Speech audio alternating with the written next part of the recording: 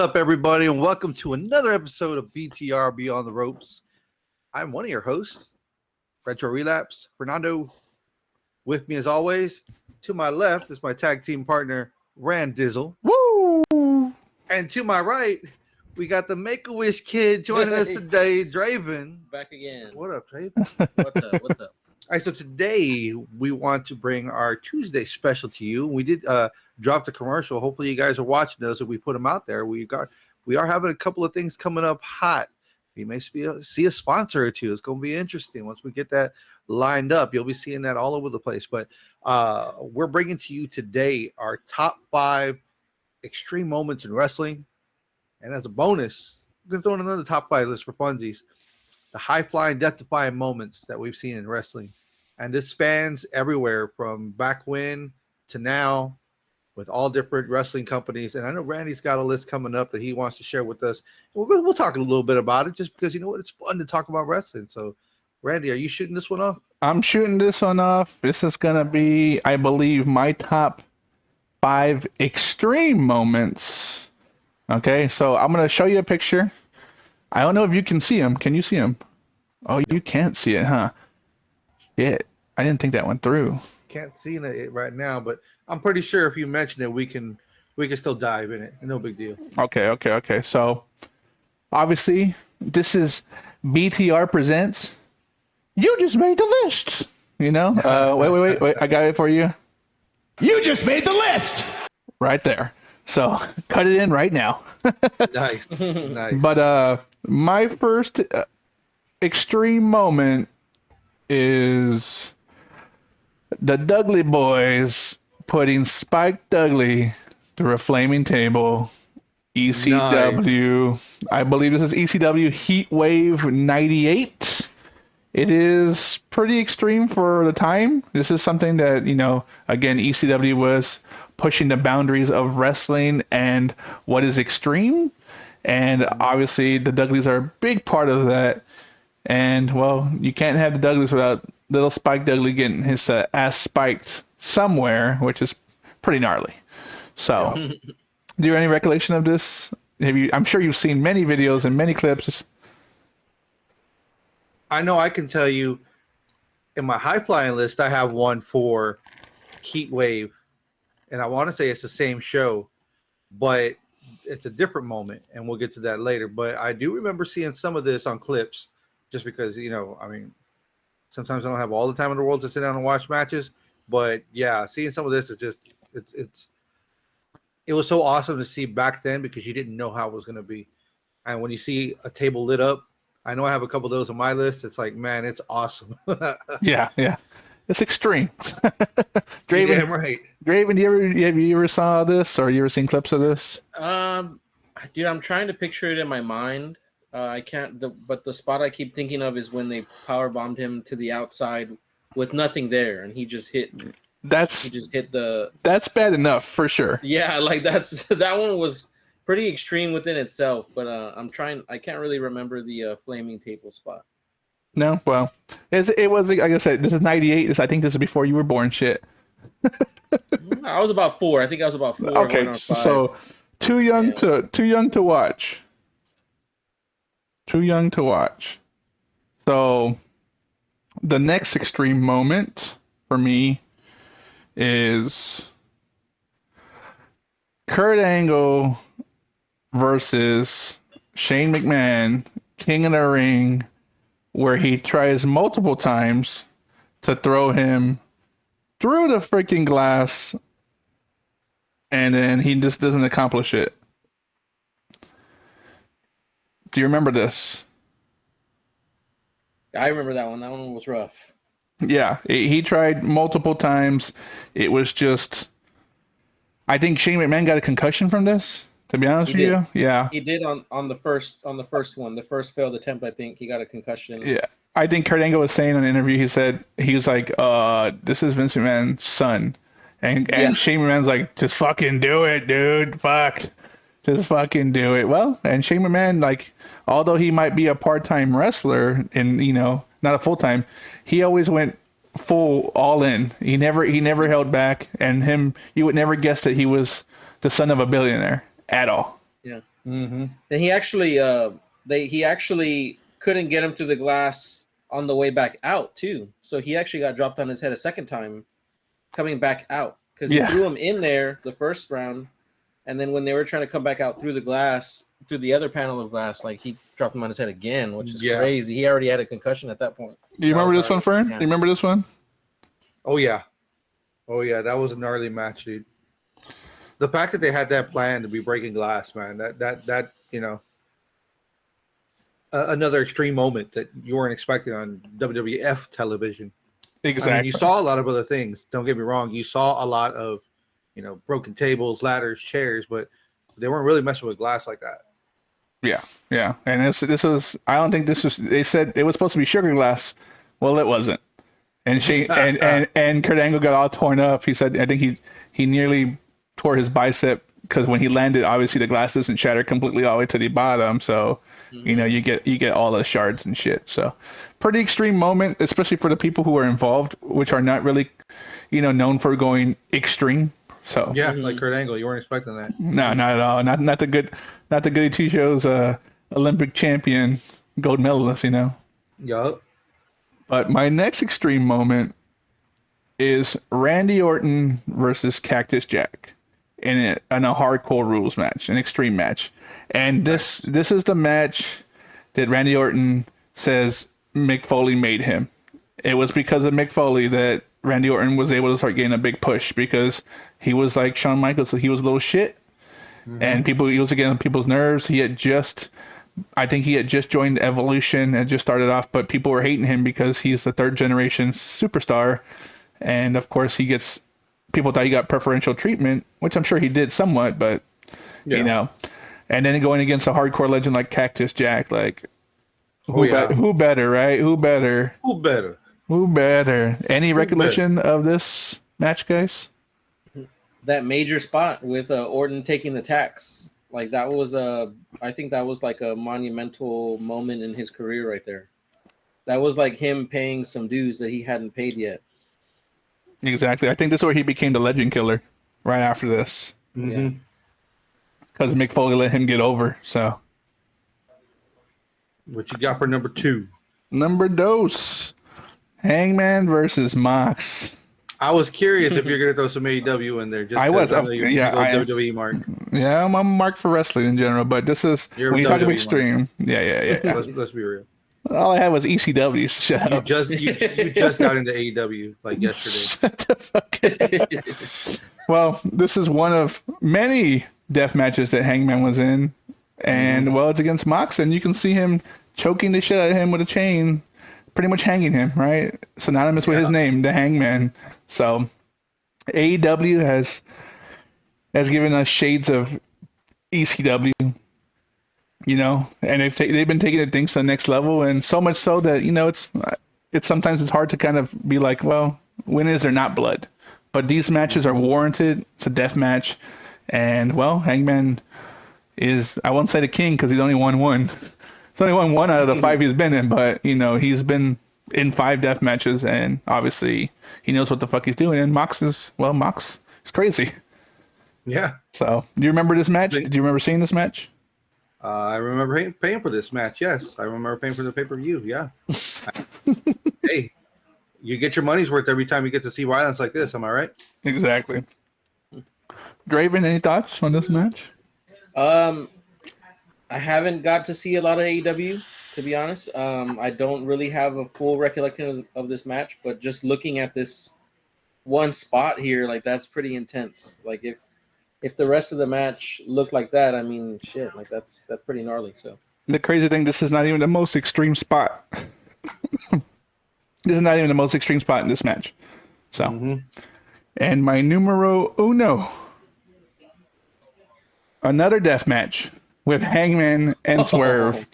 The barbed wire gets caught in Hangman's face from the barbed wire chair. This is one of the bloodiest, raunchiest death matches you can have, and who's part of both of them? Hangman Page.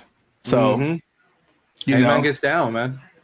Hangman will put a show on for the fans, and as you can tell, it's pretty freaking extreme on how far he's willing to go to kind of get that going. Yeah, yeah.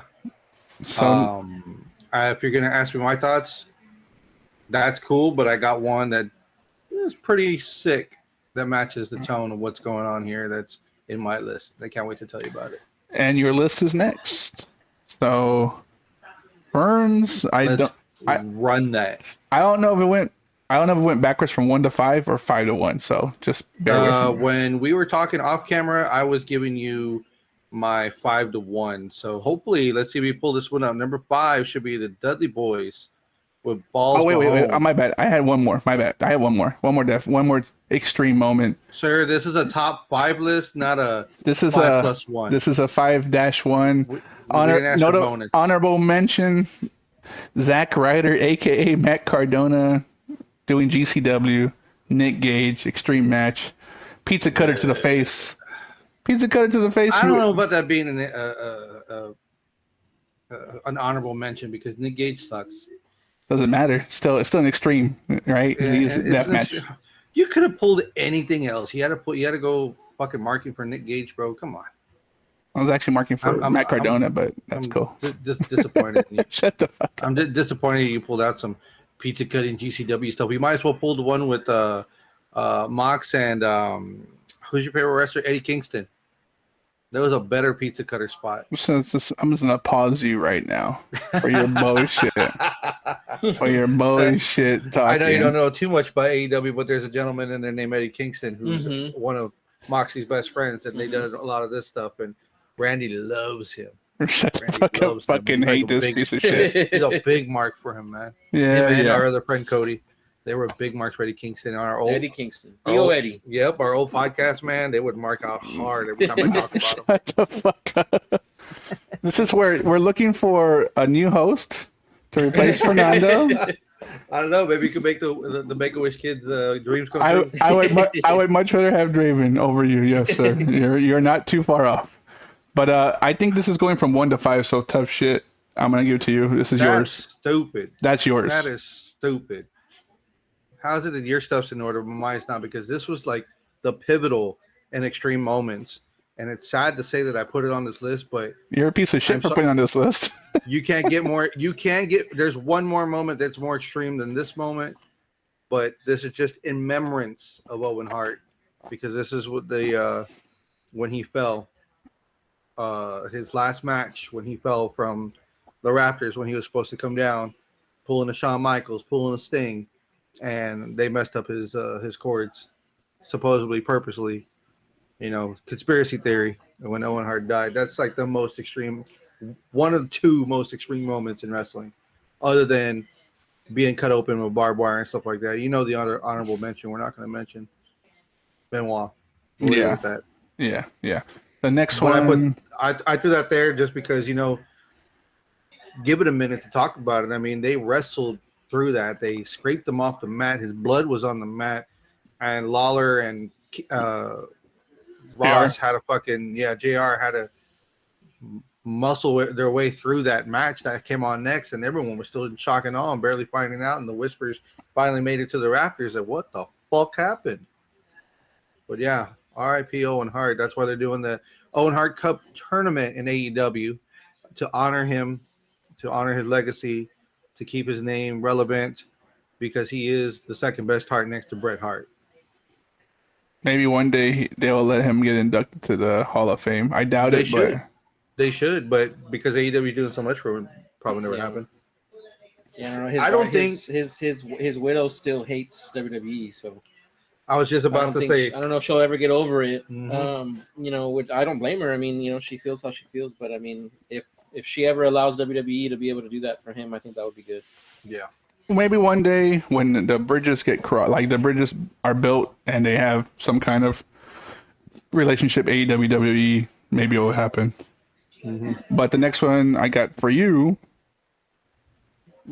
Oh, see, this goes right there with because it's Swerve and Hangman. This is the infamous syringe in the mouth. It's like, dude, like I get it, you do some crazy shit. That was in a cage match that they did, and they had the stuff with You showed the barbed wire chair, but come on, dude. They brought a syringe into a fucking match. Luckily, it was pay-per-view, but fuck, That's that's extreme. rowdy, dude. That's Yes, extreme. yes, yes. Oh, oh. Do you remember this I'm match, sorry, dude. Draven? I'm not a fan of needles. Period. You know. Yeah. Yeah. Fucking, I don't like going to the doctor and getting shots and all that stuff. I mean, yeah, you got to do what you got to do, but or draw blood for tests and stuff like that. My motherfucker brought it into the ring and said, "I'm gonna throw it in your mouth and then hit you with a chair on the head afterwards with it in your mouth." Come on. Oh, Yeah. Pretty extreme. Pretty yes. extreme. Oh, you can go to that next one. Next one. Moxley versus Copeland, and that's the spike bat sticking in Moxley's back. Right, walking around with that one. He had it in WWE for a bit, but then he brought it over to AEW, and AEW was able to get more extreme, and he found the perfect person to get extreme with. Hitting Moxley before that spot, he hit him right in the stomach, and everyone, you hear the crowd, oh, it just echoed in the arena. But then when Copeland dropped Moxley on the back, that object was on the ground with the spike sticking up, and he dropped him on it. When he got up, that was just sticking out. The ref had to pull it off his back, dude. And Yuta, they were both trying, and it was pulled. You can see the skin pulling off the fucking thing. It was fucking, talk about extreme. Yes. Talk about extreme. Holy shit. This is what this list is supposed to be. Extreme. Extreme. Want me to go next one? Yeah. I mean, we got a lot to cover. Let's do it. Oh man, so you're talking some ECW. I wanted to bring some ECW into this as well. This is New Jack and Enzio, and I got the second picture. Give me a second. Yup. New Jack jumping off that high apparatus where they walk out their little entrance tunnel, and that thing was high, and he was stacked up on 2 tables. If I go back and you can see it in slow mo. Pretty much, man. And I mean, New Jack was crazy. He's doing lines in the back, and then he's out there just throwing his body to the wind. I mean, we know Jeff Hardy's crazy. That's like the newer crazy, but just seeing New Jack doing all that kind of crazy stuff in the late 90s, early 2000s, and just, you know what? I'm going to put you through a table. You know what? I'm going to stab you on like a very high rise, and you got nothing to do about it because you owe me money. Yeah, that's extreme. Real. That's extreme. And I think, like you said, New Jack was a breed all to his own. Someone who came up in old school wrestling down south where they were racist to him, and he didn't give a fuck. He's like, fuck y'all.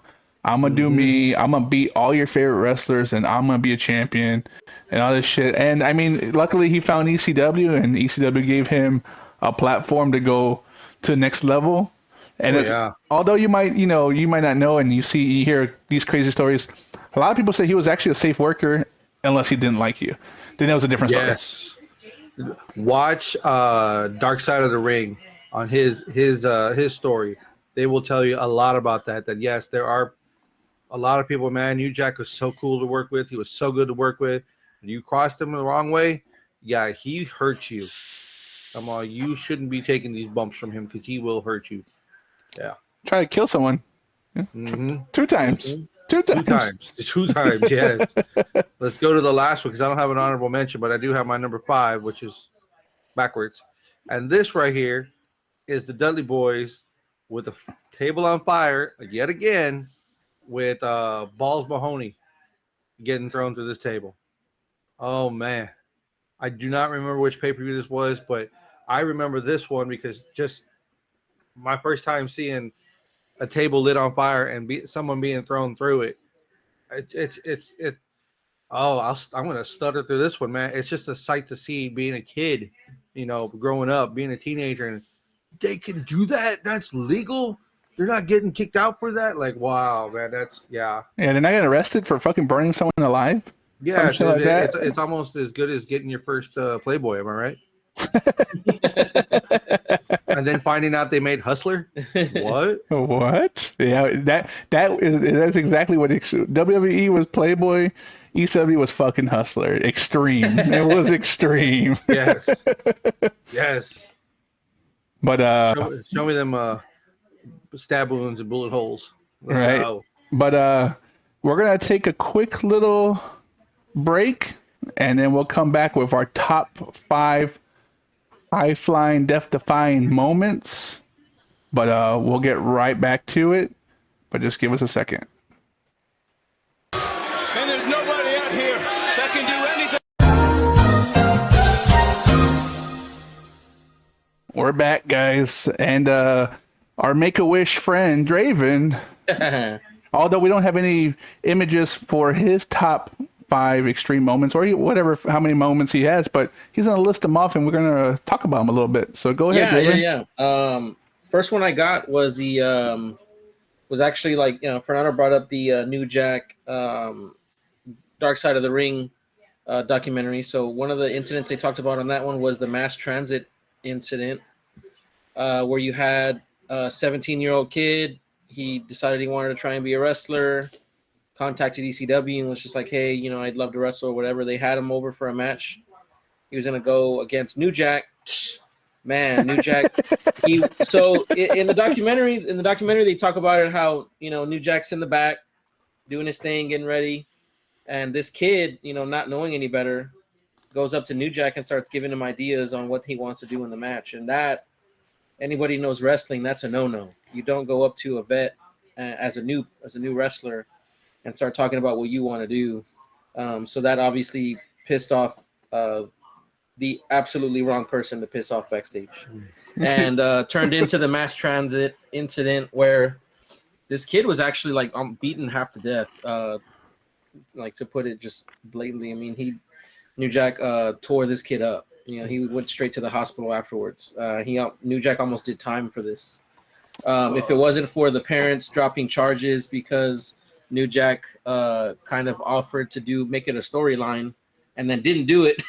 But other than that, New Jack would have served time for this because that kid almost died. So that was a very, very extreme moment. He got cut up with all kinds of stuff, with a pizza cutter, all kinds of other things, chairs, everything. I think the biggest thing is what people forget, and I think the reason why he didn't get press charges is because he lied about how old he was. Right. That was a big thing in that whole thing. Nobody knew he was just a kid, because he was a big guy. But man, that one was a rough one to watch, to be honest. Like the old footage they have. Since we're talking about New Jack, the next one I had was New Jack trying to toss Vic Grimes off of the scaffolding. That one is an insane one, because if he was just like a foot further, he would have went straight to the floor, man. That probably would have been his death. And like, luckily he hit the rope and he survived that fall. But if you watch that video, New Jack says, I'm gonna tase this motherfucker. He didn't even know what's gonna happen to him. And I think he said he only told one person. I think that was Sandman. Sandman's like, okay, dude, it's like part of the match, whatever. He's like, no big deal. Yeah. And then he fucking tases Big Grimes. He goes numb, and he's like, later, motherfucker, and just chunks him. Like we said it before, but like New Jack is one of those guys. I mean, like, I don't even think he really cared whether someone died or not, whether he ended up in prison or not. I mean, this guy was legitimately insane. And what's crazy is that he was actually a really good wrestler, but nobody really remembers that stuff just because he did some extreme things. The next one I had was a couple of nostalgic ones. So I had one of them was pretty gnarly, was Sabu in '97 versus Terry Funk. Sabu wrestled Terry Funk in 1997. I want to say it was the main event for the title at the time. Sabu got torn up on the bar, but they had barbed wire ropes, I want to say. Sabu tore his bicep open in this one. And if you go back and look at those videos and stuff and the pictures, it looks pretty insane.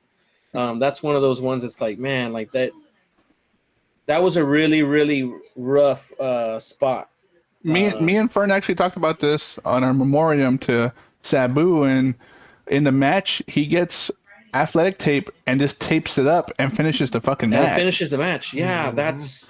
it's unbelievable, and that was like a huge testament to who Sabu was. I mean that's insane. To finish the match after that, he could have bled out. Like that's unbelievable. A little factoid in that, like back in the day when me and my buddies had our own little podcast going, we actually got the opportunity to interview Bill Alfonso. Nice. So when we talked to Bill Alfonso, the story that he told was that the guy that was supposed to buy barbed wire for that event, usually that they tell him, hey, you need to go buy barbed wire, you got to buy like the least sharp, grade that they have or whatever. And I didn't even know they came in that, I didn't even know that was an option. But this guy screwed up, obviously, and got like the most sharp barbed wire they had. And that's what Jesus ended up Christ. tearing up Sabu's bicep. And like, that's just, a simple mistake like that could have cost someone's life, which is insane. But a couple other spots that are kind of nostalgic for me is Undertaker Foley on the Hell in the Cell. Mm-hmm. That one is, we've seen much more extreme things, obviously, but that one is one of those moments that nobody can forget just because WWE hadn't really done things like that in the past. Mm-hmm. And Foley taking that bump was just a historic moment. And I think it was kind of a turning point for WWE being willing to do kind of crazy stuff like that, So, and then I also had Edge and Mick Foley at WrestleMania, Flaming Table. Nice. I was think that close was to putting that on my list, but I was like, I'm kind of yeah. cliche. So that's one of those ones where you've seen more extreme things, Mm-hmm. but as far as like a moment in time, like WrestleMania hadn't gotten extreme to that level yet, which is cool to see it on the big stage. WrestleMania, a Flaming Table. We didn't think that we'd see those kinds of things, and they pulled that one out, and that was a good spot, and it kind of changed the game. So that was really awesome. Oh yeah. Oh yeah. Yeah. Well, we appreciate your list, Draven. Now we will get to Fern's top 5 high flying moments. Number 5, if we're going backwards now, finally. Number 5, the double moonsault by Ricochet. Something that was never seen before, let alone in America. This is in Japan when he was fighting in Japan. Him pulling off that double moonsault, and he did it quite a few times. So that was just something just jaw-dropping to see. And that little clip right there is when he's like in the midst of his first rotation. But he got high enough where he flipped it double and landed. And those people in Japan went nuts for it, man. I think people forget like how athletic Ricochet is now, but how much more he was when he was a young boy in New Japan, like next level shit. Oh yeah. Yeah. Number 4, one of my favorites, Evan Bourne versus Randy Orton. Leading up to Money in the Bank, Evan Bourne comes in, starts fighting Randy Orton. I think it was on a whim because he was trying to help somebody out or something, and he thought he had Orton down. And he's like, you know what? I'm gonna go for it. I'm gonna go for my move. And when he went up for that move, Randy Orton got up and hit him with that RKO, and that's always so fun to see because there's so many variations that you see of the high flying part where Randy Orton will catch somebody or grab somebody at RKO, but that one always sticks out in my mind.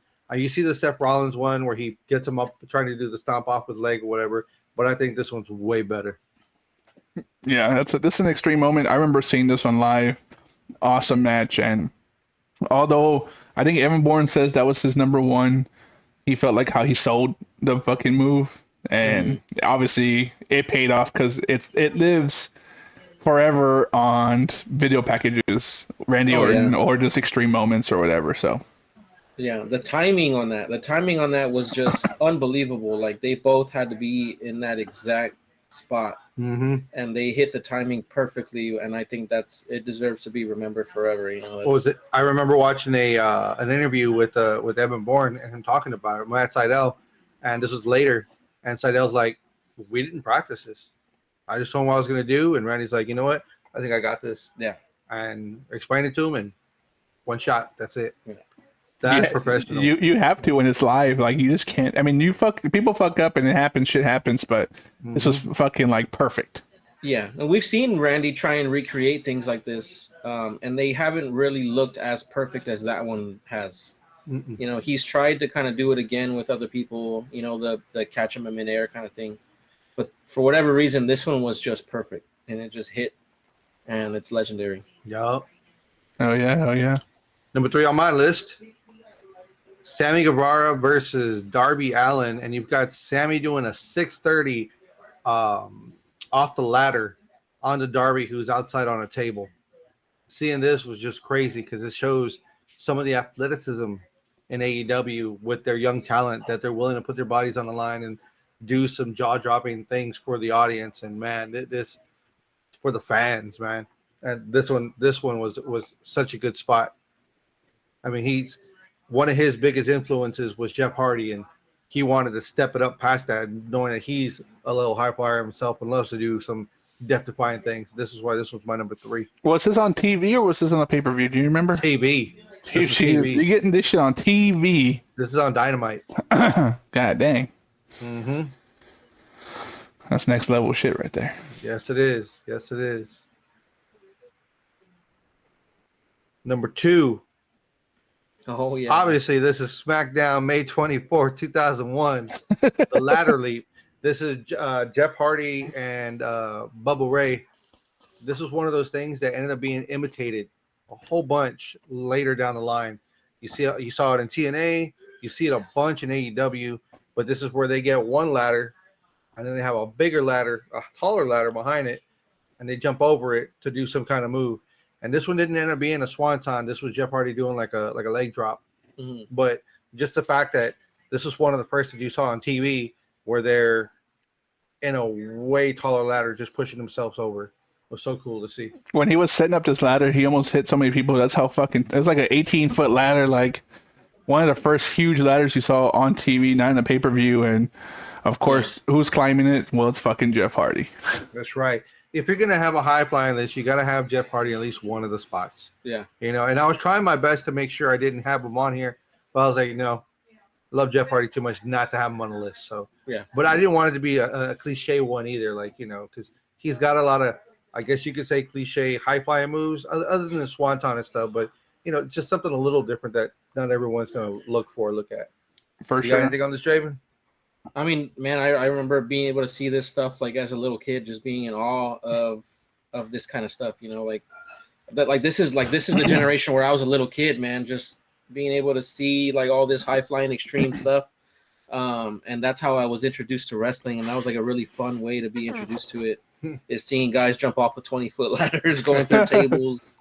Yeah, so that was just definitely very nostalgic. Did you ever imitate this stuff at home? Not off of a 20-foot ladder, probably like off the sofa or whatever. But it wasn't anything crazy. But yeah, I mean for sure. I mean like we never listened to the "Don't try it at home" ads.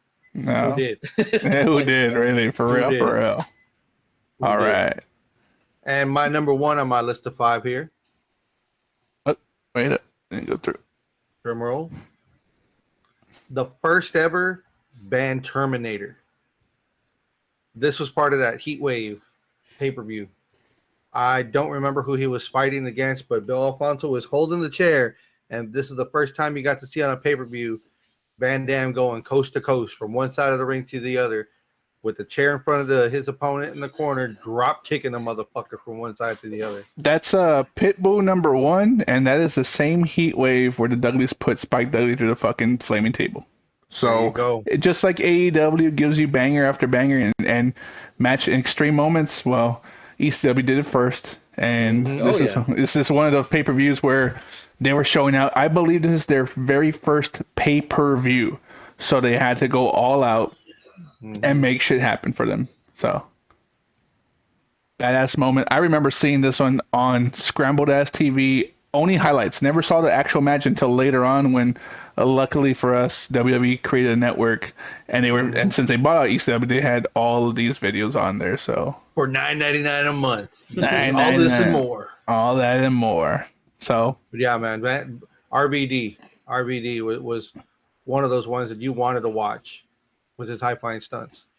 hell yeah. Well, that's Fern's top 5. Now I'll go to mine. Let's go through this. And my first one, well, Draven talked about it. It's Mick Foley getting thrown off a goddamn Hell in a Cell match. So it's not a traditional high flying move, but this is extreme. Being dumped off the ring is Being- not a traditional move. Yeah, this is not. I wouldn't recommend doing this as a high flying move because, well, this is fucking extra. And like Draven said earlier, this is something that nostalgia purposes. It's just things that you just didn't see at the time, and WWE was really pushing that envelope when they first created the Hell in a Cell, and this is the second Hell in a Cell match. So, and of course, this is the second one after he fought Shawn Michaels, the first one. And lo and behold, he had a long rivalry with Mankind. And I believe this is corporate Mankind at the time because he's wearing that white button-down shirt. Collar. So, I mean, I don't really have to go into this too much because, well, if you're a wrestling fan and you're watching this podcast, like this one should be engraved in your head. Oh, exactly. Yeah, people who don't watch wrestling know about this spot. Yeah. Exactly. So Mankind needs like more credit for being as accurate as he was with his body, because you look at that spot. I mean, the space between the cell and the barricade wasn't huge, so he had to really nail that landing, or else he would have broken his back on that barricade. And so I think that's something that I give Mankind credit for, is his accuracy. When he's doing these spots like this, for like safety, So, yeah, and being a big dude. Yeah, being a bigger guy. And it takes two, like, Undertaker did shove him off, but like he really gave him enough oomph to hit that table, and then you get the classic JR rant saying, "Oh my God, he's broken in half." Like, my God Almighty, he just broke him in half. Let me see if I have a clip for this. Young little Joey Styles there. I know you can't hear that one. And there it is, the JR one. You'll hear it in post, but that is actually the sound of JR was saying after Mankind got thrown off the Hell in a Cell. Hell of a spot. I would probably put that in the best high spot of all time conversation. Yeah. Well, it's definitely in my top 5. Obviously, it's on here. So, but like obviously, it's just memorable and iconic for what it is. So. My number 4, Steve Blackman versus Shane McMahon. This is where they climbed the side of the Titantron, and Steve Blackman went up there and hit him with a candlestick. And again, like I said, I talked about it earlier with Shane McMahon, something that he didn't have to do, but whoever he fought, he really put over, regardless if he won or lost. And this is one of those moments where Steve Blackman hits him with the candlestick, and he just fucking goes flying at least 18, 20 feet plus. Dude, the fact when you watch this live or when it did happen, the crowd was silent enough to where you heard the candlestick hit him, and that shit ricocheted a little bit, and then him fall afterward, and then the crowd erupting for how fucking high he was for that drop. Son of a bitch. But just that snap of Blackman hit him pretty good. Yeah, and I feel like everyone, if you knew wrestling, you kind of knew that Shane was gonna take that fall, but I just don't think it hits you until you see it, because he was up there, man. And to go backwards, to just let yourself fall backwards is even more impressive, because he had to really. He had to really know how much space he had. He had to know kind of the distance he needed from the Titantron to land right. And man, that's probably the most impressive Shane McMahon jump I've seen. Yeah, it was like we said, it's pretty fucking extreme to have this happen. Again, a billionaire's son doing this shit for the love of wrestling. Again, not a traditional high spot, I would say, that anyone should take. But hey, it's definitely memorable enough to. This falls into the death-defying moments part of the category. Exactly. My first 2 are definitely death-defying moments. So. Yes. What you got for number 3? My number 3, Rob Van Dam, ECW, jumping to super crazy. Sabu in the crowd. This is where him and Sabu were having a rivalry. This is when Rob Van Dam first started, and you can't have a list of high-flying, extreme, oh my God, death-defying moments without having Rob Van Dam on there. And again, being a kid and watching someone jump into the crowd, and the crowd's totally participating in this match. Like, they know what's going to happen. And he just fucking takes a leap of faith. And, you know, if he didn't jump far enough, definitely hit that rail and fuck himself up. But again, this is RVD. This is prime RVD, where nothing can phase him. And he fucking just jumps into the fucking crowd, into Sabu and a bunch of chairs. And they fucking continue the match. Like, this is just one of those moments where if you haven't had a chance, go back, watch these videos. I would suggest watching them on YouTube so you can actually hear the real music and real commentator. Because if you watch on WWE, you're gonna see the match, but you're not gonna hear the music. You're not gonna hear the crowd. You're not gonna hear all that shit that makes ECW what ECW was. Yeah. So, any thoughts on this, guys?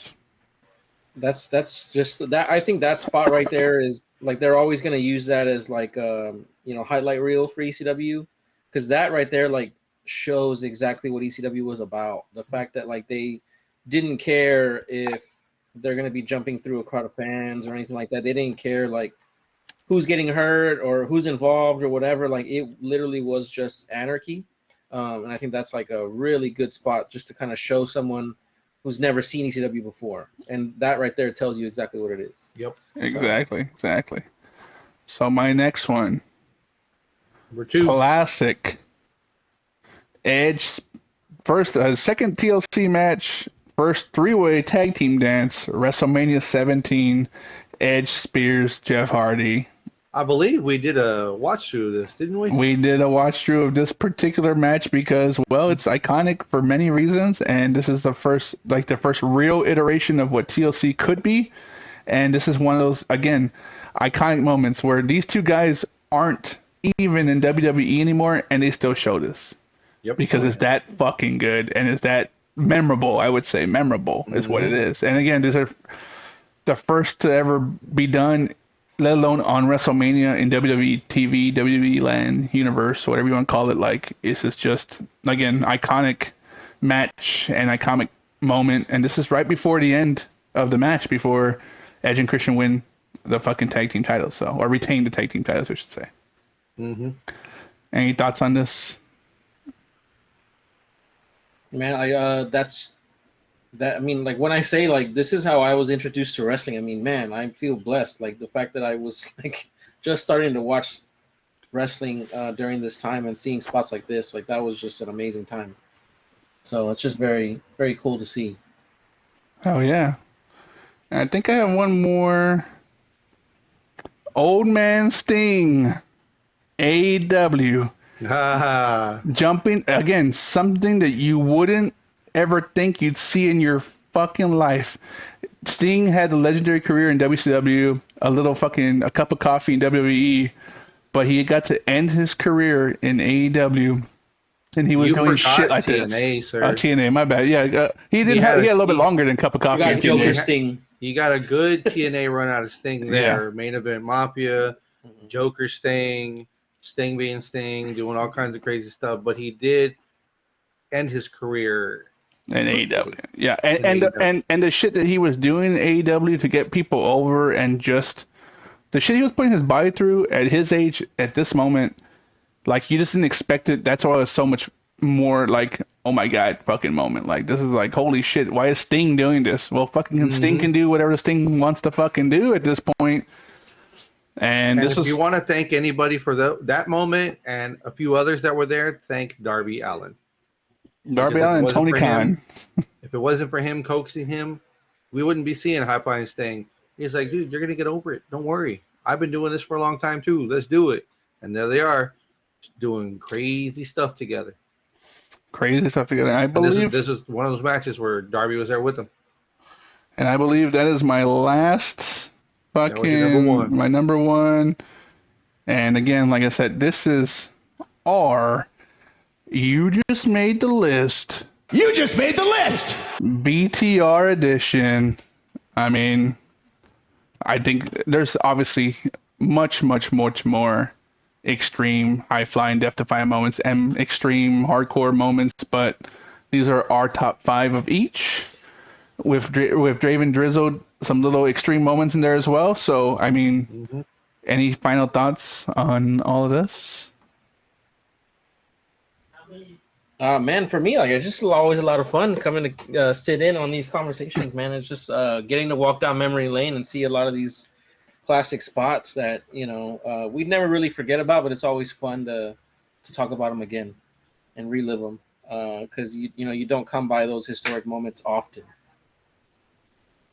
Exactly. Fern? As for me, if you're gonna ask me about some closing thoughts, we we as fans watch this for these reasons. We love this stuff. Extreme moments, it's just sprinkles on the cake that we get to eat. The high flying, death-defying moments are just that's just even more added on, more sugar intake that we're getting there because it's so addicting to watch what they're doing. But I'm pretty sure it's so addicting for the wrestlers to get that pop, that moment that they get from there, and traditional wrestling is awesome. But when you get to sprinkle some of this stuff in there as well, it gives you memorable moments that no matter what, you're gonna want to tune in and see if they're gonna do it again. And as being a lifelong wrestling fan, as long as I've been alive, I can't wait to see more of this and the next generation doing this and trying to one up what's been going on, or if not recreating these things. Sometimes you can kind of burn the candle from both ends trying to recreate stuff that's already done. But it's nice to see when they're able to do newer things or at least catch a shock and awe factor out of nowhere with just an homage or not something new to it. So I can't wait to see more as wrestling develops and keeps going on. Exactly. And we've been saying it over and over and over. Like nostalgia is a hell of a drug, right? And these are just moments, and more being created every day, every show, every pay-per-view, in all facets of wrestling, from New Japan to Mexico to AEW to TNA to WWE. Like there's just a lot of wrestling going on, and this week should be evident to you because this week we're getting Raw, we're getting NXT, we're getting Dynamite, we're getting Impact and Collision, we're getting SmackDown, then we're getting Saturday Night Main Event, then we're getting fucking Double or Nothing and NXT's Battleground. That is fucking 7 days of fucking wrestling just this week alone. And it's all because of all the things that we've been talking about on this particular episode, where all these wrestlers and all these legends paved the way for this to happen. Because for a long time ago, this wasn't, you got it once or twice a week and that was it if you're lucky. Mm-hmm. And now you're getting it this week specifically, 7 days of straight wrestling. Let's go. And we're just barely on the tip of the iceberg because we're about to get into the summer. Things are starting to happen. And I mean, things are starting to heat up. That's right. Exactly. Things are starting to heat up. And that's the beauty of wrestling. Like, it's because of all these wrestlers that put their bodies on the line and gave you these wow moments or oh my God moments or whatever.